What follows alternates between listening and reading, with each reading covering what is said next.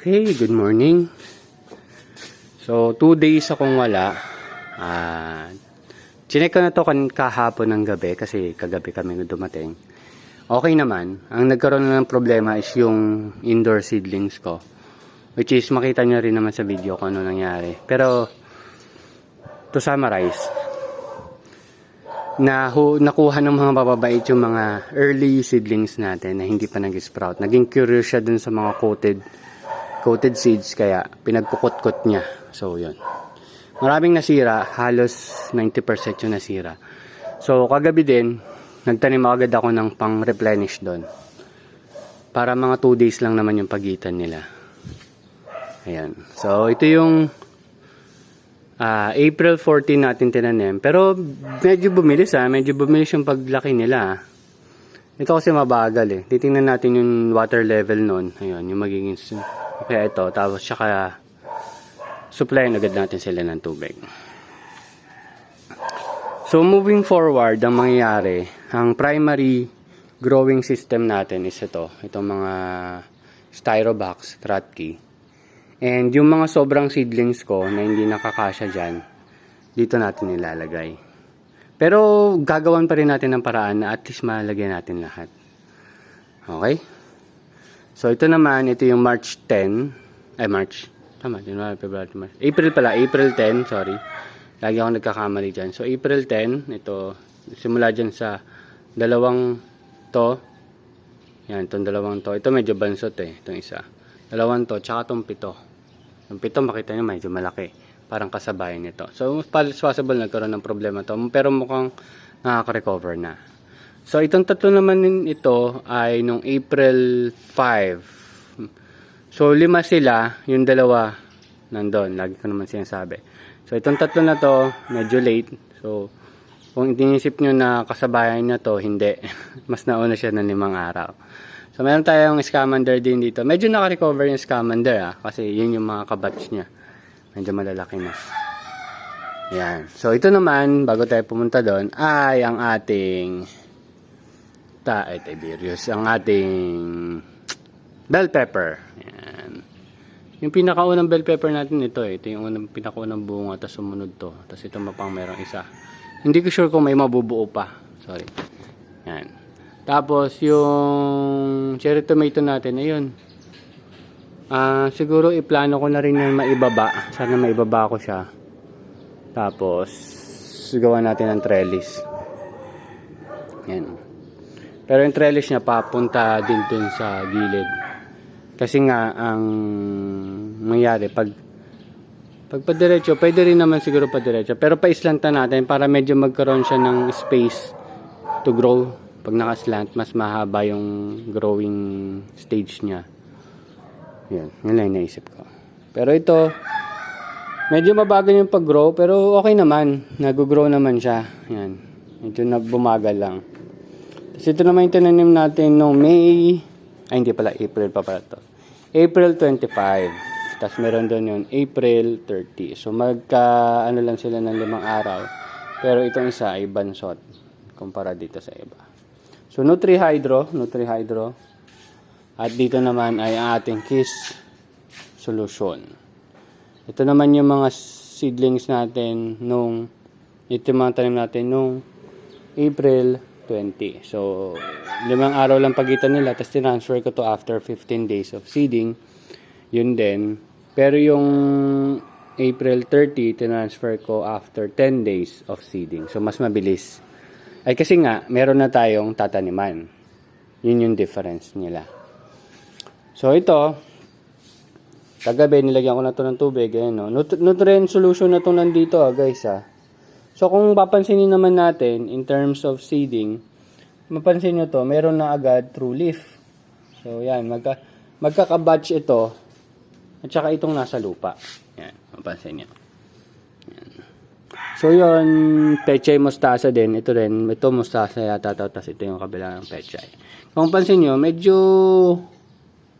matangkad to Medyo matangkad. Siguro dahil nakaibaba sila dito. Hindi ko sure.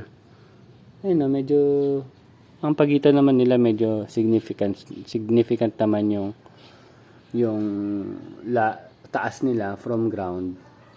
Pero yung leg nun, hindi ganun kataas. Ito, sobrang medyo mataas. And at the same time, kung mapapansin nyo, ito yata, red mustasa pa to no? Mapapansin ko sa cotyledon niya, red mustasa yan. Kasi yung microgreens ko dati. Anyway, pag palabas pa lang yung mga, mga true leaf, yan dito. Kita ko rin may mga palabas na true leaf. Pero, kung i-compare naman natin dito, yan. Ito, mas develop, ito pecha ito mas develop na yung true leaf nila, parang mas malaki siyang tingnan. Tapos yung iba, dalawa na yung true leaf na palabas. So, hindi ko sure. Pero posible nakatulong. Kasi ito may nutrient solution to. Ito wala Tubig lang yung didilig natin dito. Pero minsan nagdidilig din tayo ng nutrient solution. Pero ito kasi after 2-3 days, binabad ko na talaga siya sa nutrient solution. So, nakakatulong. Yung mga used nutrient solution, pero minsan bagong nutrient solution din ang nilalagay ko dyan. So, ito naman yung mga lemon basil natin. Parang flowering na kaagad to. Ang bilis, no? Pero hindi natin siya papa-flower. So, kung makonfirm natin na flowering stage yan, ha-harvest natin yan. Ang plano ay kunin nyo nandun sa ilalim. Yan, putulin siya dito. Putulin siya dito, tapos hayaan natin mag-grow yung dalawang gilid niya. So, gagawin na lang natin siyang tea. So, magiging tea siya. So, ito, confirm na bulaklak. Ito yung talong natin. Confirm na may bulaklak. And titingnan lang natin kung lalaki. So, ayan. So, ito yung Thai basil naman to.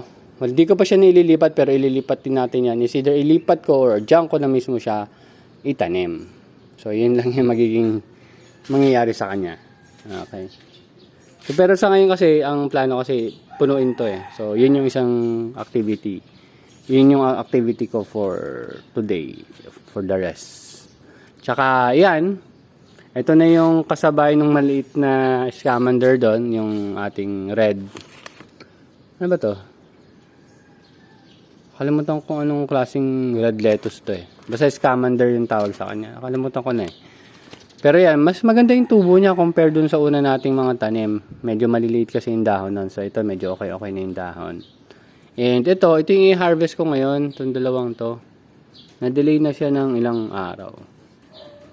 Siguro mga 5. Yan. May kasabayan kasi siya na ibenta na rin naman natin. So, lagpas na siya ng 45 days. Ay, maganda pa rin naman. Titikman ko. Tapos ito yung sinasabi ko sa inyo, may 3 bansot doon. Nakala nyo kasabayan ng mga tanim natin noong April 10. Pero actually, yung 3 yun is April 5. Ito yung 2 kasabayan niya. Ayan. O, diba? Malayo yung itsura. Ayan. So, malamang yon i-delay ko ulit yon na mga another 5 days sa pag-harvest. So, dito tuloy-tuloy naman, pero kailangan ko na mag-pruning ng ating mulberry. Yan, kasi sobrang laki na sila.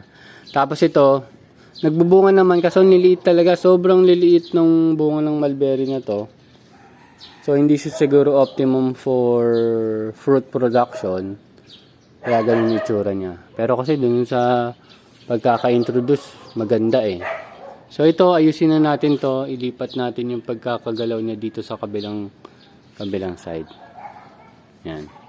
So naman lalagyan natin ng tali papunta dito, papunta doon siguro, doon sa bakal. Yan. Para lang makagalaw-galaw pa tong cucumber natin kasi gagapang siya ng gagapang. Ngayon hindi ako masyadong nagtatanggal ng suckers.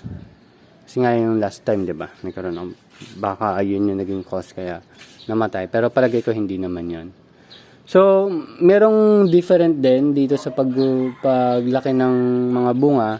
Nung last time kasi dito, 'di ba, may lumabas. Tapos maliit lang yung flower niya. Kasi ngayon, yung nakita kong flower, ayan Kita niyo ba yan? Ang laki ng flower niya, tapos yun yung bunga niya.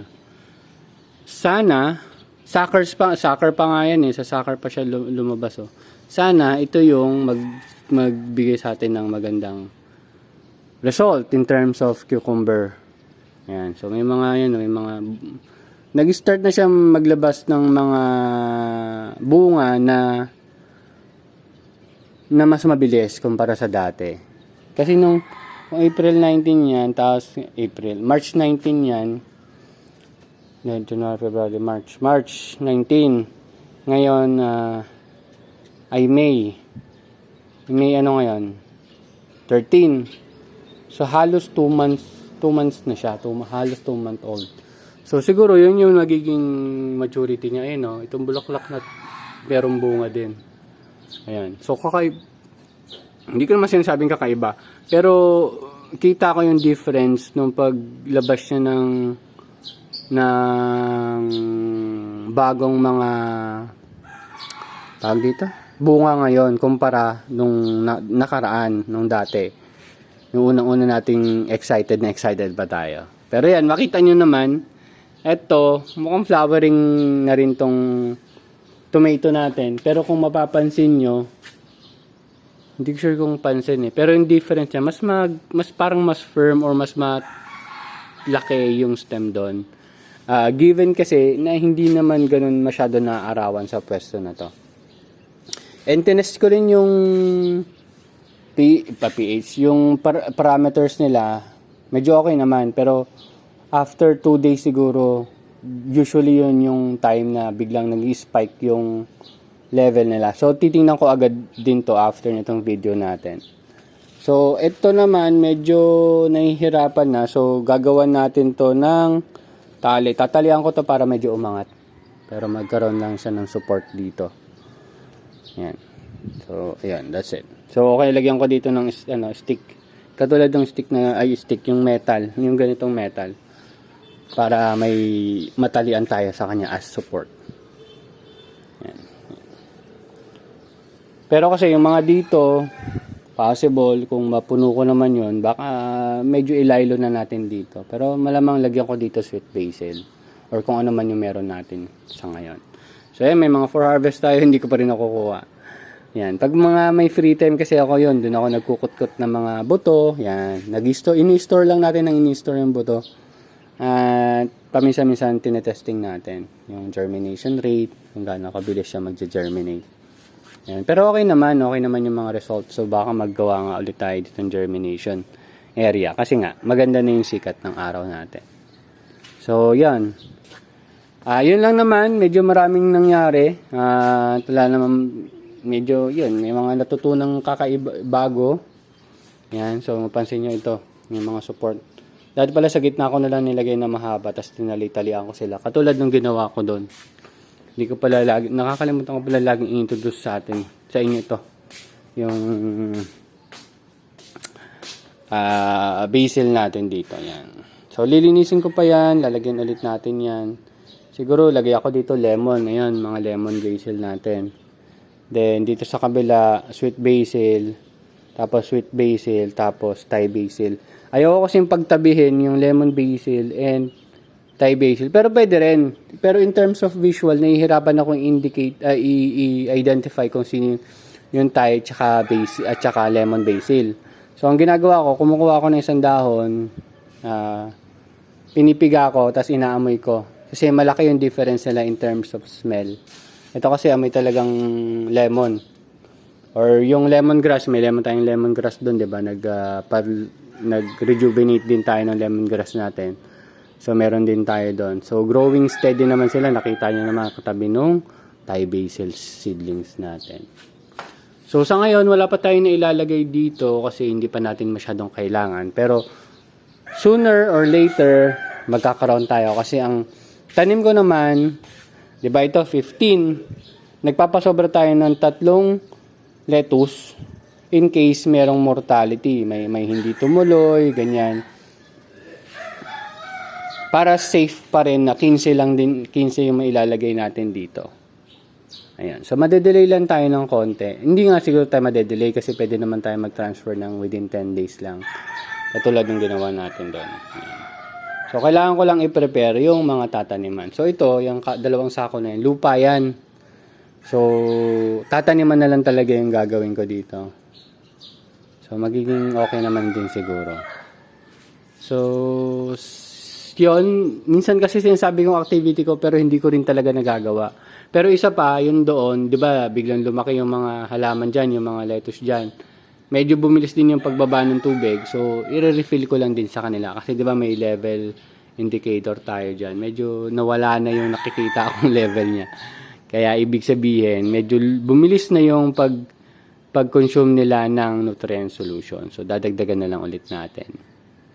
Okay, so that's it. Sana maalala ko lahat ng activity ko kasi mag-exercise pa muna tayo bago tayo maghalaman. Ayan. So, tingnan niyo yung lemongrass natin, di ba?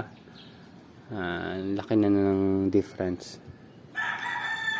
Ayun, so that's it. Thank you very much and hopefully maalala ko lahat ng activity ko para bukas ay makita nyo na yung mga bagong mga tanim natin dito. Unti-unti lang, one step at a time, and we learn from mistakes and we learn from others as well. So share nyo lang kung anong kailangan kong improve and mga ideas. Yan. Kung kaya naman natin, bakit hindi? O nga pala, baka makalimutan ko na naman. Kasi 'di ba, ito Kiss. Ito Nutrihydro. Yung susunod natin, Kiss solution na may iron chelate. Sana maalala ko talaga. Tapos susunod, Nutrihydro na may iron chelate ni Katanim. Kasi kay Katanim galing yung iron chelate na gagamitin ko. So, ganun yung mangyayari. Magkakaroon lang tayo ng mga comparison. So, hopefully, maging okay yung mga results. And susubukan na rin natin yung powdered solution ni Katanim na 5 liters, nasa 1,200 lang yata yun. So, katumba siya ng 5 litro ng A and B niya. So, kung i-compute ko, more than 50% yung matitipid mo pag yun yung ginawa mo. So, susubukan din natin yun, yung 5 liters case solution ni Katanim, yung powder. Yung imimix mo na lang. Ikaw mismo gagawa ng A and B. Yun yung mangyayari sa kanya. So that's it. Thank you very much and see you next update. Bye-bye.